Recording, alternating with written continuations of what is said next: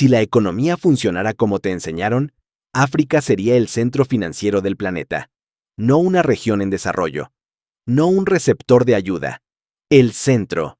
Bajo su suelo descansa una fortuna valorada en más de 2,5 billones de dólares en minerales estratégicos. Cobalto, sin el cual tu teléfono no existiría. Uranio, sin el cual media Europa quedaría a oscuras. Oro que duerme en bóvedas suizas. Diamantes que brillan en los escaparates más caros de Nueva York y París. Según cualquier manual de economía, según cualquier modelo de mercado, África debería ser el casero del mundo, el banco del sistema global, el lugar desde donde fluye la riqueza. Pero observa la realidad. Niños con hambre, infraestructura inexistente, estados endeudados hasta el cuello, y una narrativa repetida hasta el cansancio, que África es pobre, porque es corrupta, porque no sabe administrarse, porque necesita más ayuda extranjera. Esa historia se repite en noticieros, en discursos políticos y en informes oficiales, y casi nadie la cuestiona. Hoy vamos a hacerlo, porque esa explicación no es un error. Es una cortina de humo, una mentira cuidadosamente diseñada, multimillonaria, sostenida por contratos, bancos, acuerdos comerciales y flujos de capital que casi nunca aparecen en cámara. ¿Qué pasaría si descubrieras que África no depende de la caridad del mundo? ¿Qué pasaría si los números demostraran que es el mundo el que vive de la caridad de África? En este video, no vamos a apelar a la emoción, vamos a abrir el libro contable, vamos a seguir el rastro del dinero, a desmontar acuerdos comerciales, políticas monetarias y cadenas logísticas que convierten al continente más rico del planeta en el más pobre sobre el papel. Esto no es una lección de historia, es una auditoría, y alguien no quiere que veas los resultados. Por cierto, ¿desde qué parte del mundo estás viendo este video? ¿Y qué hora es allí ahora mismo? Me encanta descubrir hasta dónde viajan estas historias sobre dinero, poder y decisiones que han dado forma a nuestro presente. Antes de continuar, suscríbete y descubre cómo el dinero y la historia están más conectados con tu presente de lo que imaginas. Comencemos con el mayor mito de todos, la idea de que Occidente está ayudando a África con cubetas de dinero. Durante décadas, esa imagen ha sido cuidadosamente construida y repetida. Comerciales emotivos, conciertos benéficos encabezados por celebridades, discursos solemnes sobre solidaridad y cooperación internacional. El mensaje es siempre el mismo. El dinero fluye generosamente desde el norte global hacia el sur global.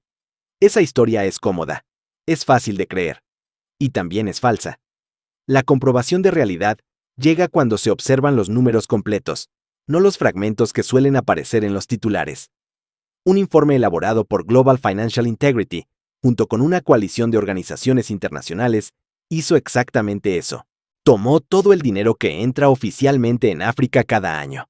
Préstamos multilaterales, inversión extranjera directa, ayuda internacional, programas de desarrollo. Luego hizo algo que rara vez se hace. Restó todo el dinero que sale del continente. El resultado es incómodo. Cuando se suman todas las entradas y se restan todas las salidas, África registra una pérdida neta, cada año, de forma constante. No se trata de montos marginales ni errores estadísticos.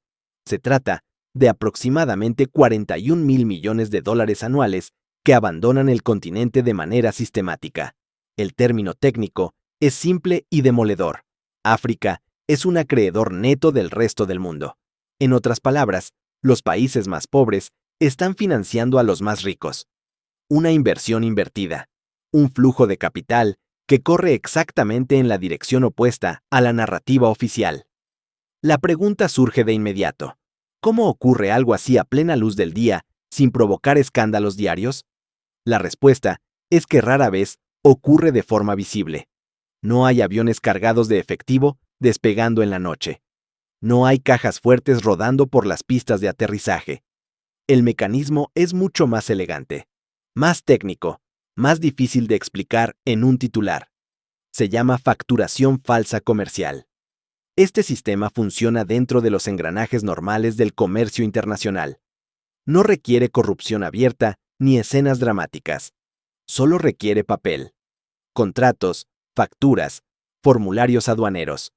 Una empresa exportadora en África declara que vende una tonelada de cobre por un precio artificialmente bajo. La empresa importadora, ubicada en una jurisdicción favorable, registra la misma tonelada a un precio mucho más alto.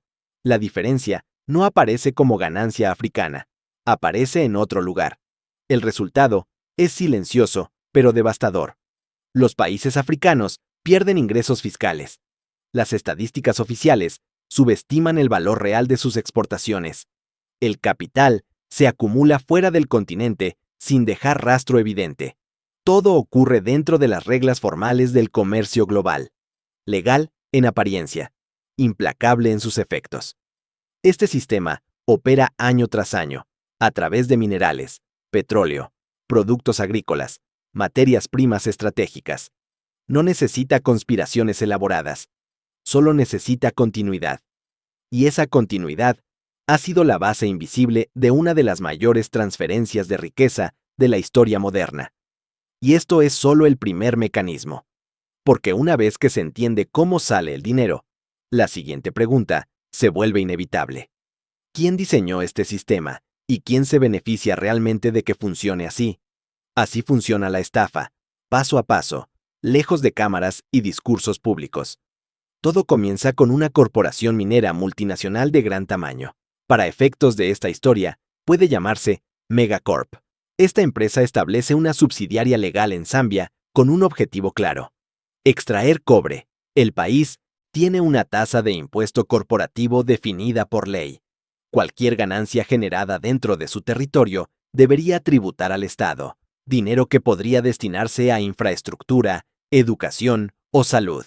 El problema surge cuando la lógica empresarial entra en conflicto con el interés público. La prioridad de una corporación como Megacorp jamás ha sido el desarrollo local. El objetivo central es maximizar beneficios para accionistas y ejecutivos, incluso si eso implica vaciar de recursos al país donde se extrae la riqueza. Para lograrlo, se recurre a un mecanismo técnico conocido como precios de transferencia. La estructura es simple en apariencia y extremadamente eficaz en la práctica. Megacorp crea una segunda empresa, esta vez registrada en una jurisdicción con impuestos mínimos o inexistentes. Puede ubicarse en un paraíso fiscal ampliamente utilizado por corporaciones globales. A esta entidad se le puede llamar Shell Corp. Sobre el papel, es una empresa independiente. En la realidad, pertenece al mismo grupo económico. La subsidiaria en Zambia extrae cobre por un valor real de mercado cercano a $100 millones. En lugar de vender ese cobre directamente a compradores internacionales, lo vende internamente a Shell Corp por una fracción de su valor, aproximadamente $10 millones. En los registros contables, la operación parece legal. Existe una factura. Existe un contrato. Todo cumple con las formalidades administrativas. El efecto inmediato es devastador para el país productor. Megacorp Zambia muestra ingresos mínimos. Tras descontar gastos administrativos, honorarios de consultoría y servicios internos que también se pagan a empresas del mismo grupo, la subsidiaria declara utilidades cercanas a cero o incluso pérdidas. El resultado final es simple. El impuesto corporativo que debía pagarse al Estado zambiano desaparece. Mientras tanto, Shell Corp toma ese mismo cobre y lo vende al mercado internacional por su valor real, cercano a los $100 millones. La diferencia entre el precio artificialmente bajo y el precio de mercado genera una ganancia cercana a $90 millones. Esa ganancia se registra en la jurisdicción con impuestos casi inexistentes.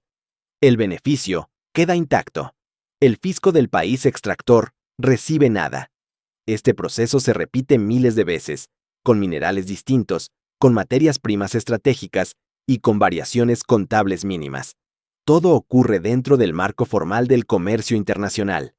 No requiere maletines ni sobornos visibles. Solo necesita abogados, contadores y estructuras legales bien diseñadas. Esto no pertenece al terreno de la teoría económica. Es una práctica documentada, investigada y normalizada dentro de las finanzas corporativas globales. Para muchas multinacionales, este método constituye el procedimiento operativo estándar.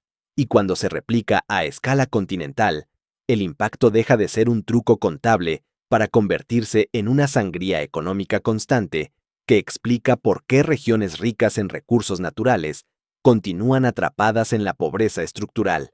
Porque el cobre sale, el dinero también, y lo que queda es una estadística que jamás aparece en los anuncios de ayuda internacional.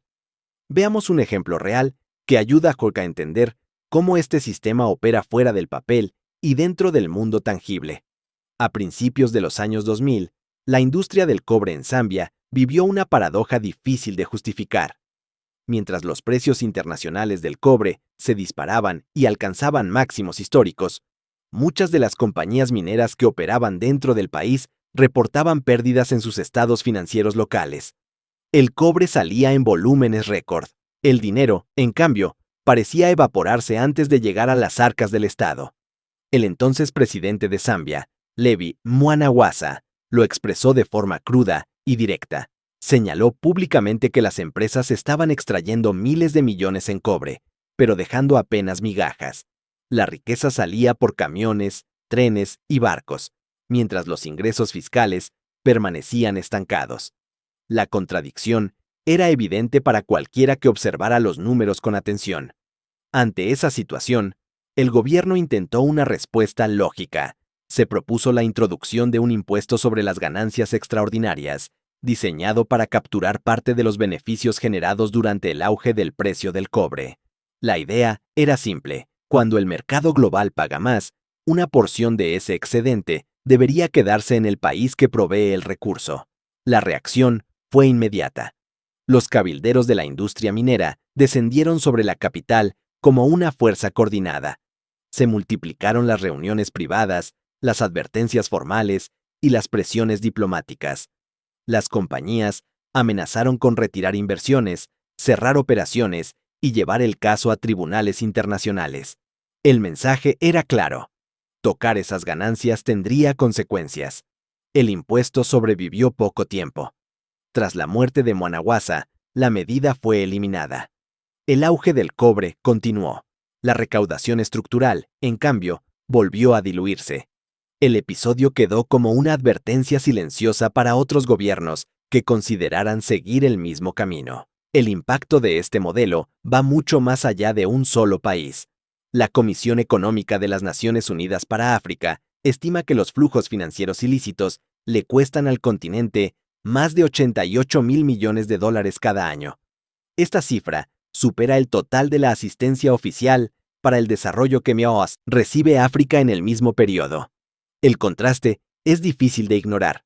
Por cada dólar que entra oficialmente como ayuda internacional, aproximadamente $3 salen de manera encubierta a través de mecanismos financieros diseñados para ocultar el rastro. La ayuda llega acompañada de discursos y fotografías. La extracción ocurre en silencio, firmada en oficinas y sellada con contratos. La dinámica recuerda a un saqueo cuidadosamente maquillado. Recursos valiosos desaparecen primero. Luego, una pequeña fracción regresa en forma de asistencia, mientras cámaras y comunicados celebran la generosidad del gesto. El sistema aplaude el acto visible y evita mirar el daño estructural que lo precede. Todo este entramado depende de una red global de paraísos fiscales. Estos territorios no están dirigidos por líderes africanos ni por gobiernos empobrecidos. Los principales facilitadores del secreto financiero se encuentran en jurisdicciones vinculadas a las mayores economías del mundo.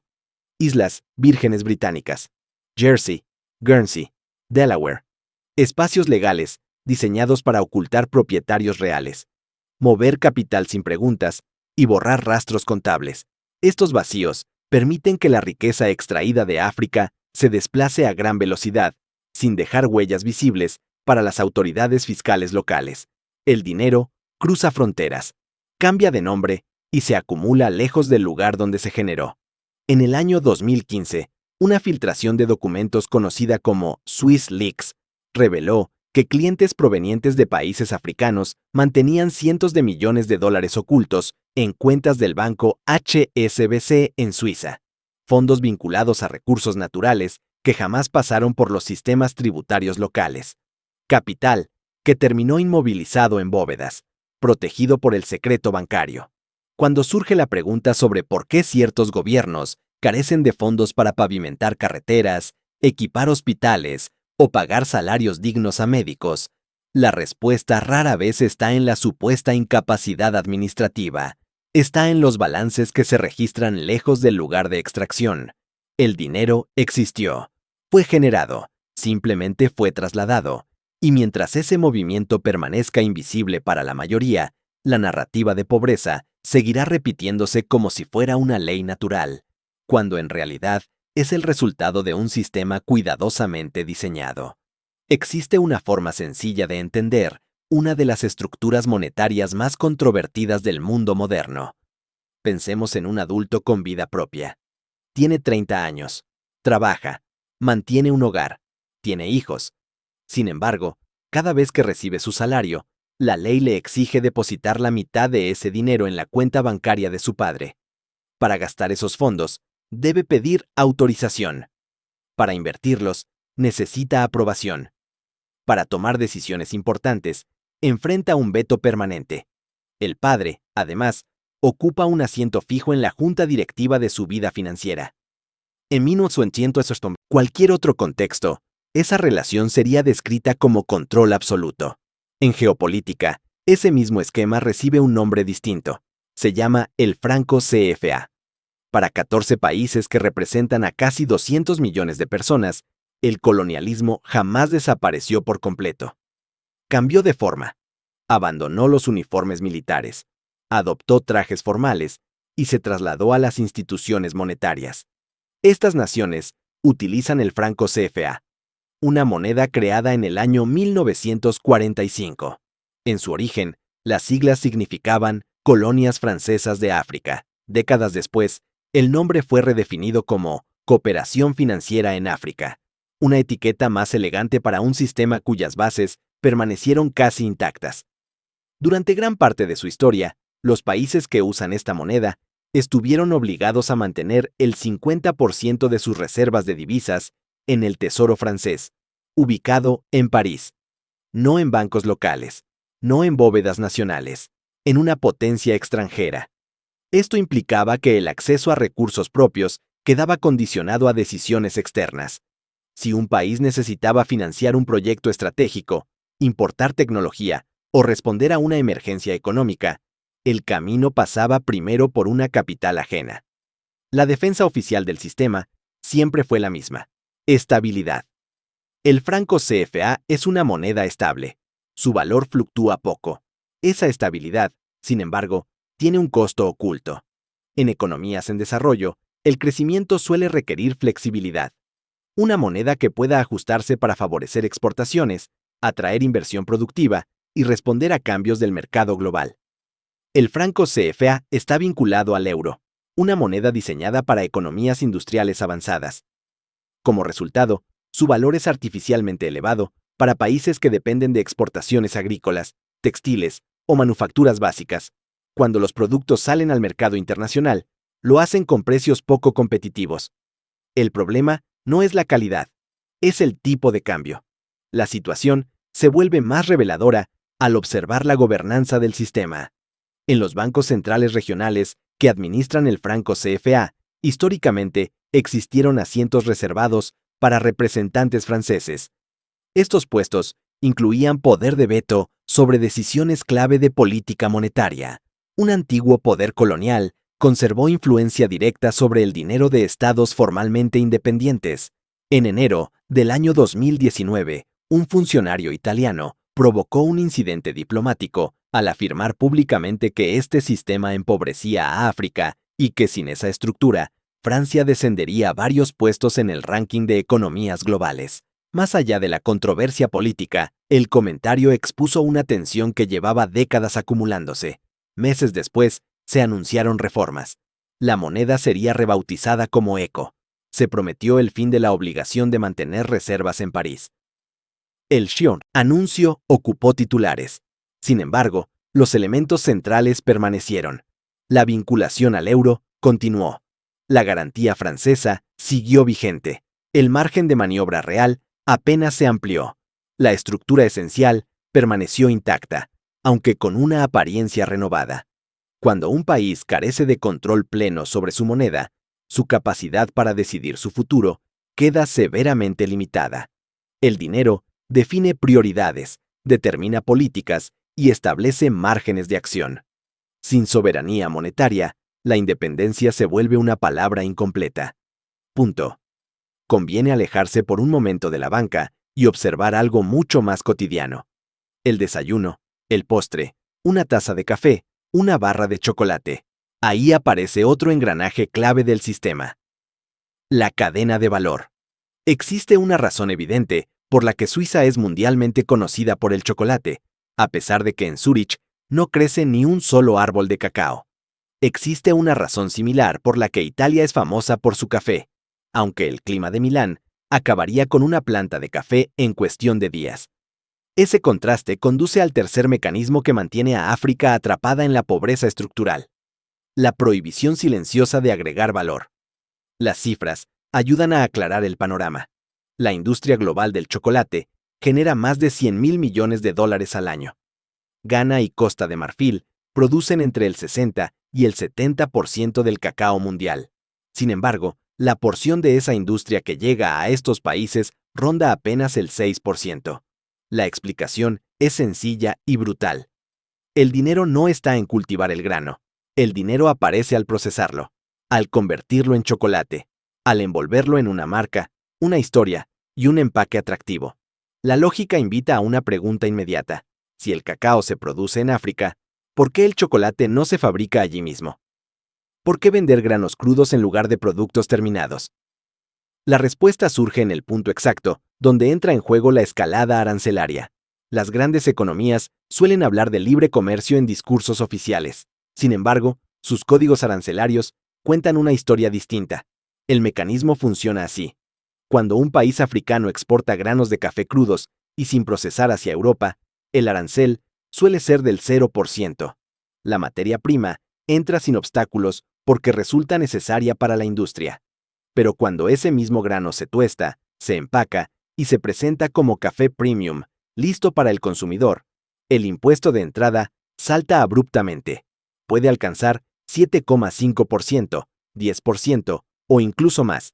Ese cambio de reglas tiene un mensaje implícito muy claro. Los recursos son bienvenidos. La industrialización local, no. El rol asignado es producir barato y comprar caro, permanecer en el campo y mantenerse lejos de la fábrica. Este patrón no pertenece al pasado. Es una continuación moderna de una práctica colonial antigua. Durante el Sundasen, dominio británico, India fue obligada a exportar algodón crudo hacia Manchester, donde se transformaba en telas y prendas, que luego regresaban a los mercados indios a precios elevados. La construcción de molinos locales fue bloqueada. En la actualidad, la coerción ya no se ejerce con soldados. Se ejecuta mediante aranceles diseñados para hacer inviables las fábricas nacientes. El fenómeno tampoco se limita a productos de lujo. Basta observar el caso de los tomates en Ghana. El país cuenta con condiciones climáticas ideales para cultivarlos. Aún así, los mercados locales están llenos de pasta de tomate importada desde Italia y China. La razón se encuentra en los subsidios agrícolas. La Unión Europea destina grandes sumas de dinero para apoyar a sus propios agricultores. Esto genera excedentes masivos de productos como leche, trigo y tomates. Ese excedente se vuelca luego en mercados africanos a precios inferiores al costo real de producción. Frente a ese escenario, un agricultor local carece de posibilidades reales de competir. Las plantas procesadoras cierran, los productores quiebran. El resultado es paradójico. Países con capacidad agrícola terminan importando alimentos básicos que podrían producir internamente. África posee aproximadamente el 65% de la tierra cultivable no utilizada del planeta. En condiciones normales, debería desempeñar el papel de granero global. En cambio, gasta alrededor de 35.000 millones de dólares al año en importaciones de alimentos. Este resultado no surge de incapacidad técnica ni de falta de recursos. Es el producto de una camisa de fuerza económica diseñada para mantener al continente como proveedor de materias primas y consumidor de bienes terminados. Mientras esa estructura permanezca intacta, el patrón se repite. petróleo que sale sin refinar. Bauxita, que viaja sin convertirse en aluminio. Algodón, que cruza océanos antes de transformarse en ropa. Cada intento de dar el salto hacia la industrialización encuentra barreras invisibles que encarecen el proceso y castigan la ambición. Hasta que los recursos puedan transformarse en origen y capturar el verdadero valor del producto final, la pobreza seguirá apareciendo como una consecuencia inevitable, cuando en realidad es el resultado directo de reglas cuidadosamente diseñadas. Para comprender por qué África enfrenta tantas dificultades para generar riqueza sostenida, basta observar algo aparentemente trivial. Un intento de viaje. Un empresario ubicado en Lagos desea cerrar un acuerdo con un socio en Kinshasa, en la República Democrática del Congo. En el mapa, ambas ciudades parecen relativamente cercanas. Comparten continente. Comparten uso horario aproximado. Sin embargo, al buscar un vuelo, la ruta más común suele atravesar otro continente. Lagos a París, París a Bruselas, Bruselas de regreso a Kinshasa. El trayecto obliga a salir de África para visitar a un vecino africano. Esta anomalía no es un error moderno, ni una casualidad del mercado aéreo. Es el resultado directo de una infraestructura diseñada con un propósito específico. Extraer.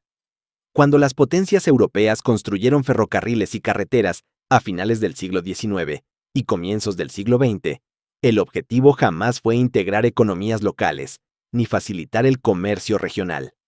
La prioridad era mover recursos desde el interior hacia la costa. Los trazados ferroviarios lo revelan con claridad. Líneas verticales que parten de minas y plantaciones y terminan en puertos. Canales de evacuación de riqueza. Conexiones horizontales entre regiones y países casi inexistentes. Ese diseño dejó una huella profunda. En la actualidad, enviar mercancías dentro del propio continente suele ser más costoso que traerlas desde el otro lado del mundo. Con frecuencia, resulta más barato transportar un contenedor de piezas industriales desde Shanghái hasta Dar es Salaam que mover ese mismo contenedor desde Dar es Salaam hasta Kampala, a pesar de la cercanía geográfica entre ambas ciudades. El efecto acumulado de esta lógica es devastador para el comercio regional. En Europa, cerca del 69% del comercio ocurre entre países del mismo continente. En Asia, la cifra ronda el 59%. En África, históricamente, el comercio intracontinental apenas alcanza el 15%. Las fábricas locales enfrentan carreteras interrumpidas, fronteras ineficientes y aranceles elevados. El resultado es una economía fragmentada que castiga la escala y desalienta la inversión productiva. Este problema se agrava al observar el origen de las fronteras. Muchas de las líneas que dividen el mapa africano son rectas casi perfectas. No siguen ríos, montañas ni rutas comerciales históricas. Fueron trazadas con reglas sobre un escritorio. En el año 1884, representantes europeos se reunieron en Berlín y repartieron el continente según intereses imperiales. Comunidades fueron divididas. Rivales históricos quedaron atrapados dentro de las mismas fronteras. Redes comerciales que habían funcionado durante siglos quedaron cortadas de un día para otro. El nuevo orden político nació desconectado de la realidad económica local. Estados con monedas distintas, sistemas legales incompatibles y lenguas oficiales ajenas a la región quedaron obligados a comerciar entre sí, como si siempre hubieran sido entidades separadas. La infraestructura nunca fue adaptada para corregir ese quiebre inicial. El impacto sobre el desarrollo industrial es inmediato. Sin mercados regionales integrados, las empresas permanecen pequeñas. Sin escala, los costos se disparan. Sin competitividad, la producción se estanca. La pobreza deja de ser una cuestión de esfuerzo individual y se convierte en una consecuencia estructural. Esta es la base sobre la que se intenta construir crecimiento económico. Un continente con fronteras, diseñadas para fragmentar, carreteras pensadas para exportar recursos y rutas comerciales orientadas hacia afuera. Un sistema donde la carrera comienza con obstáculos colocados mucho antes de que alguien decida competir. Ahora aparece uno de los temas que más inquieta a cualquier economía en desarrollo: la deuda. Los titulares suelen repetir la misma idea una y otra vez, África se ahoga en deudas. China gana influencia. El Fondo Monetario Internacional se aproxima. Sin embargo, esos titulares pasan por alto el verdadero escándalo. El problema central no es pedir dinero prestado. Todos los estados modernos lo hacen. Incluso las economías más grandes del planeta operan con niveles de deuda enormes sin que sus símbolos nacionales estén en peligro inmediato. El escándalo real es el precio del dinero. Pensemos en un escenario habitual. El ministro de Finanzas de Ghana necesita financiamiento para construir un hospital. Acude al mercado internacional de bonos. Los inversionistas evalúan el riesgo percibido y asignan una tasa elevada, 10% anual. El argumento es siempre el mismo: inestabilidad, incertidumbre, riesgo. Poco después, un ministro de Finanzas europeo solicita fondos para renovar un museo histórico. La respuesta del mercado es muy distinta: una tasa cercana al 1%. La diferencia transforma el resultado final. Un préstamo de $1.000 millones al 10% implica pagar $100 millones al año solo en intereses. Ese dinero deja de estar disponible para medicinas, escuelas o agua potable. El mismo préstamo, al 1%, cuesta 10 millones anuales. El capital fluye de manera radicalmente distinta, aun cuando la necesidad social sea mayor en el primer caso. La pregunta surge de forma natural: ¿ese riesgo está realmente justificado? Estudios sobre proyectos de infraestructura muestran que muchos países africanos presentan tasas de incumplimiento más bajas que otras regiones. Aún así, las grandes agencias de calificación crediticia, concentradas en centros financieros globales, asignan de forma sistemática notas de alto riesgo o directamente especulativas. El potencial de crecimiento suele quedar fuera del análisis. El sesgo se convierte en norma. Ser pobre encarece cada decisión financiera. El panorama se vuelve más oscuro al entrar en el mundo de los fondos buitre. Estos actores buscan deuda soberana en dificultades. Cuando un país enfrenta una crisis y deja de pagar, el valor de sus bonos se desploma en el mercado secundario. Un título que originalmente valía $100 puede venderse por apenas 5. En ese momento, interviene el fondo. Compra la deuda con descuento extremo y espera. Cuando el país obtiene algo de alivio financiero o intenta reestructurar, el fondo inicia una demanda en tribunales internacionales reclamando el valor total original, más intereses y costos legales. El caso de Donegal International y Zambia, a comienzos de los años 2000, ilustra este mecanismo con crudeza. Donegal adquirió deuda zambiana por aproximadamente $3,3 millones. Luego, presentó una demanda por alrededor de 55 millones. El gobierno pretendía destinar esos recursos a combatir el VIH y contratar personal sanitario. En lugar de eso, pasó años enfrascado en una batalla legal costosa. Los tribunales finalmente ordenaron un pago sustancial al fondo. El resultado fue una transferencia masiva de recursos desde un país empobrecido hacia inversionistas que jamás pisaron el territorio afectado. Este tipo de operación es legal y ocurre con frecuencia. Cuando se habla de corrupción local, rara vez se menciona el marco jurídico internacional que permite que actores externos reclamen ingresos futuros de países enteros. La deuda deja de ser una herramienta financiera y se convierte en un mecanismo de presión permanente. La paradoja se profundiza al observar los recursos naturales. Tener enormes riquezas bajo el suelo debería facilitar el desarrollo. En muchos casos ocurre lo contrario. Este fenómeno es conocido como la maldición de los recursos. Un estado que obtiene ingresos masivos de petróleo, gas o minerales reduce su dependencia de los impuestos ciudadanos. Al desaparecer ese vínculo, se debilita el contrato social. La inversión en educación, salud o infraestructura deja de ser una prioridad. El ingreso llega directamente desde el subsuelo, mediante acuerdos con corporaciones extranjeras. Este quiebre explica por qué algunos de los países más ricos en recursos naturales presentan gobiernos autoritarios y niveles altos de desigualdad. El poder se financia sin necesidad de rendir cuentas a la población. A este problema se suma otro efecto económico corrosivo: la enfermedad holandesa. El término surge tras el descubrimiento de gas en los Países Bajos durante los años 50, cuando el resto de la economía comenzó a deteriorarse. En economías dependientes de recursos, el ingreso masivo de divisas eleva el valor de la moneda local. Esto encarece todas las demás exportaciones. Productos agrícolas, textiles o manufacturas pierden competitividad. Al mismo tiempo, las importaciones se vuelven baratas. La producción local se debilita y desaparece. Nigeria ofrece un ejemplo claro. Durante los periodos de altos precios del petróleo, enormes cantidades de dinero extranjero ingresaron al país. El valor del naira se mantuvo elevado. Otros sectores quedaron asfixiados. Cuando el precio del crudo cayó, como ocurrió en 2014 y 2020, la economía quedó sin sostén.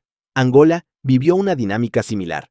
Durante años, su capital fue considerada una de las ciudades más caras del mundo para trabajadores extranjeros. Los precios reflejaban la abundancia concentrada en una minoría vinculada al petróleo, mientras la mayoría de la población carecía de servicios básicos. La riqueza no eliminó la pobreza, la amplificó. Por eso, cuando se observa un país empobrecido con una élite extremadamente rica, la explicación va más allá de la corrupción individual. También reside en la estructura económica y en la geología que permitió desconectar al poder de la voluntad de su propia población. Existe un recurso en África que supera en valor al oro, al petróleo y a los diamantes. Ese recurso es la gente. Médicos, ingenieros, científicos, enfermeras. Capital humano formado con esfuerzo colectivo. Durante años, se ha hablado de ayuda extranjera que llega al continente. Mucho menos se menciona el subsidio silencioso que África entrega al resto del mundo. Ese fenómeno tiene un nombre conocido: fuga de cerebros. Las cifras revelan la magnitud del problema. Formar a un médico en países como Kenia o Nigeria implica una inversión considerable. Desde la educación primaria hasta la escuela de medicina, el costo ronda entre $25,000 y $40,000 por profesional. Matrículas subsidiadas, becas públicas, hospitales universitarios y docentes financiados por el Estado. Esa inversión sale del bolsillo del contribuyente local. El recorrido suele terminar justo al momento de graduarse. Los países más ricos ofrecen visados, salarios hasta 10 veces mayores, mejores condiciones laborales y acceso a tecnología avanzada. El incentivo resulta difícil de rechazar. El médico parte. La nación que pagó su formación pierde el retorno de esa inversión.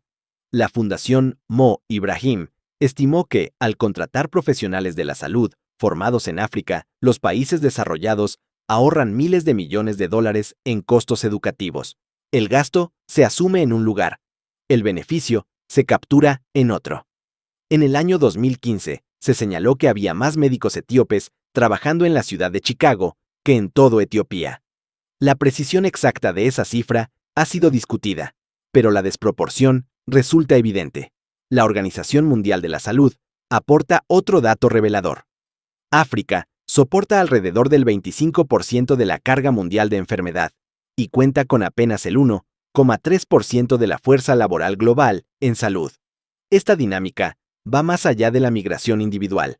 Representa una transferencia neta de riqueza. Cuando un ingeniero estructural, formado en Ghana, se traslada a diseñar puentes en una capital europea, el país de origen pierde décadas de desarrollo de capital humano. El destino recibe un profesional listo para producir sin haber financiado su formación. Las políticas migratorias suelen ser estrictas para trabajadores no calificados y extraordinariamente flexibles para los altamente calificados. Las economías avanzadas reclutan activamente a las mentes más preparadas. El resultado es una paradoja persistente. Los países que más necesitan expertos para resolver problemas estructurales pierden precisamente a quienes podrían hacerlo. Esta dinámica se refleja en el desarrollo industrial. Sin ingenieros y técnicos, los proyectos se retrasan. Las fábricas no escalan. La innovación se estanca. El sistema termina funcionando como una universidad gratuita que abastece de talento a las economías más ricas del planeta. Mientras las condiciones internas no cambien o esa deuda implícita no sea reconocida, el capital humano seguirá siendo una de las principales exportaciones del continente. A esta pérdida se suma otro obstáculo decisivo: la energía. En amplias regiones, el sonido cotidiano es el de generadores diésel. Cortes frecuentes obligan a interrumpir trabajos, procesos productivos y servicios básicos. Una economía moderna depende de electricidad confiable. Sin ella, resulta inviable operar centros de datos, fundiciones, talleres industriales o cadenas de frío. La pobreza energética se convierte en un freno estructural. Aproximadamente 600 millones de personas en África carecen de acceso a la electricidad. Casi la mitad del continente, la capacidad total de generación instalada de los 48 países del África subsahariana, excluyendo Sudáfrica, equivale aproximadamente a la capacidad de un solo país europeo. La disparidad ilustra el tamaño del desafío. El problema no radica en la ausencia de recursos energéticos. Níger ofrece un ejemplo contundente. A pesar de ser uno de los países con menores ingresos del mundo, figura entre los principales productores de uranio. Durante décadas, empresas estatales extranjeras extrajeron ese uranio para alimentar centrales nucleares en Europa. El resultado es una contradicción profunda. Una parte significativa de la electricidad consumida fuera del continente proviene de ese recurso, mientras que en Níger, menos del 20% de la población tiene acceso a la luz eléctrica. La energía se exporta. La oscuridad permanece. Nigeria presenta otra cara del mismo problema.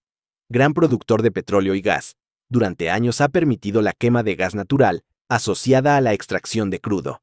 Capturarlo se consideró menos rentable que liberarlo al aire. El gas arde de forma constante, desperdiciando electricidad potencial y contaminando el entorno.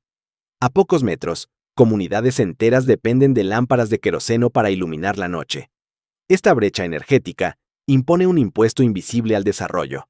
Cualquier empresa que intenta abrir una fábrica debe financiar su propia generación eléctrica. Eso eleva los costos de producción y vuelve los productos menos competitivos frente a economías donde el Estado garantiza energía abundante y barata. El proyecto se cancela. La inversión se desvanece. Los empleos nunca llegan. La combinación de fuga de talento y pobreza energética cierra el círculo. Sin personas calificadas y sin electricidad confiable, el crecimiento industrial se vuelve una promesa lejana. El resultado no es casualidad ni destino. Es la consecuencia de estructuras que trasladan valor hacia afuera y dejan atrás los cimientos del desarrollo. Después de 1900 recorrer este panorama, la sensación inicial suele ser pesada. Durante varios minutos se ha hablado de comercio manipulado, impuestos que se evaporan, dinero que cambia de forma y fronteras que separan más de lo que conectan. El escenario parece inclinado. El sistema parece diseñado para que siempre gane el mismo lado. Sin embargo, bajo esa superficie rígida, algo comienza a moverse. A pesar de todo lo expuesto, a pesar de decenas de miles de millones que salen cada año, a pesar de los aranceles, los apagones y las trabas financieras, África está creciendo. No por benevolencia externa. Crece por desafío. Existen razones concretas para pensar que el siglo XXI podría marcar un punto de inflexión. La primera tiene que ver con las fronteras. Aquellas líneas coloniales, que durante décadas hicieron inviable el comercio regional, están empezando a perder fuerza. El área de libre comercio continental africana se ha convertido en la zona de libre comercio más grande, creada desde el nacimiento de la Organización Mundial del Comercio. El objetivo es eliminar aranceles en aproximadamente el 90% de los bienes intercambiados entre países africanos. Si este proceso se consolida, una fábrica en Ghana podrá vender a un mercado en Kenia sin penalizaciones artificiales. El resultado sería un mercado integrado de alrededor de 1.300 millones de personas, una escala suficiente para sostener crecimiento interno y reducir dependencias externas. La segunda razón es la capacidad de salto tecnológico. En lugar de replicar modelos antiguos, muchas regiones avanzaron directamente a soluciones nuevas. Las líneas telefónicas fijas fueron reemplazadas por telefonía móvil. Las sucursales bancarias tradicionales dieron paso a plataformas financieras digitales.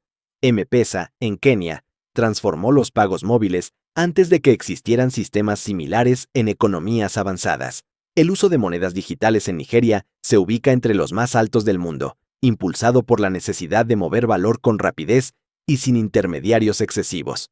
La tercera razón es demográfica. Mientras muchas regiones del planeta envejecen, África se mantiene joven. La edad media ronda los 19 años. Para el año 2050, 1 de cada 4 personas en la Tierra será africana. Esto representa una fuerza laboral amplia, adaptable y creativa. También constituye una base de consumidores en expansión. Si las puertas externas continúan cerrándose, la respuesta natural será construir mercados propios. Con este contexto, la pregunta inicial adquiere una nueva dimensión.